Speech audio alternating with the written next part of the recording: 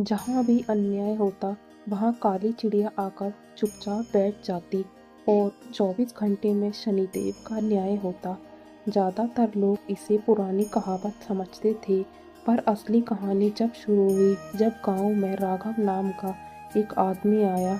राघव देखने में सीधा साधा लगता था, पर उसका दिल लालच, धोखे और कपट से भरा हुआ था। वो दूसरों की जमीनें झूठी कसम खाकर हड़प लेता था। लोग डरते थे, कोई उसके खिलाफ बोलने की हिम्मत नहीं करता था। गांव के किनारे रहती थी एक बूढ़ी विधवा लक्ष्मी माँ। उसका बेटा शहर में मजदूरी करता था और महीने में थोड़ा सा ही पैसा भेज पाता था। लक्ष्मी माँ अपने छोटे से घर में अकेली शांति से रहती थी, पर राघव की नज़र उसकी जमीन पर पड़ गई। एक दिन वो उसके घर आया और बोला, अम्मा, ये जमीन मुझे दे दो, तुम इसका क्या करोगी?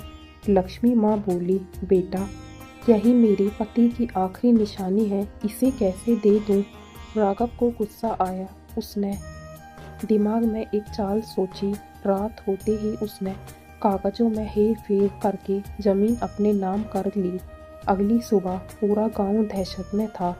लक्ष्मी का रो रो कर बुरा हाल था। मेरे घर को छीन लिया, मेरे पति की यादें भी ले ली। और ठीक उसी पल छत पर एक काली चिड़िया आकर बैठ गई, चुप शांत, बिल्कुल स्थिर, जैसे किसी अदृश्य शक्ति ने उसे भेजा हो। पूरा गांव कांप गया। लोग फुसफुसाने लगे, शनिदेव का संकेत आ गया है, अब न्याय होगा। राघव को ये सब मजाक लगता था। वो बोला, अरे ये बस एक चिड़िया है और कोई भगवान का संदेश नहीं। उसी रात उसके घर में अजीब अजीब घटनाएं होने लगी। दिए अपने आप बुझ जाते, खिड़कियां बिना हवा के जोर से बंद हो जाती और नींद में कोई उसकी कस्में दोहराता हुआ सुनाई देता।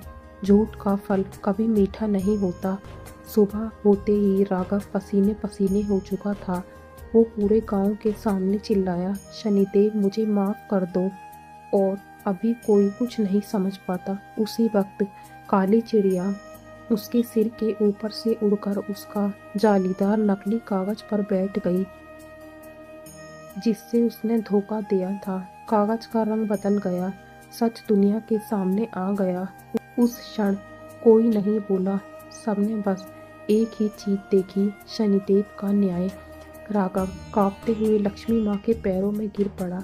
अम्मा, मुझे माफ कर दो, मैं सब लौटाता हूँ। लक्ष्मी माँ ने कहा, बेटा, मेरे लिए नहीं, शनिदेव के लिए सच बोलो। और राघव ने पहली बार अपनी पूरी सच्चाई स्वीकार की।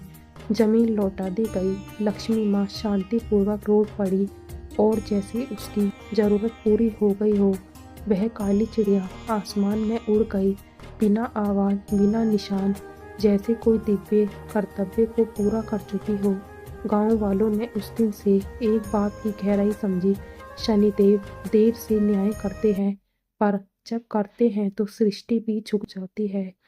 दोस्तों, आपको ये वीडियो पसंद आई है तो वीडियो को लाइक करें और ऐसी ही कहानियाँ देखने के लिए चैनल को सब्सक्राइब करें। कमेंट बॉक्स में जय शनिदेव जरूर लिखें। धन्यवाद।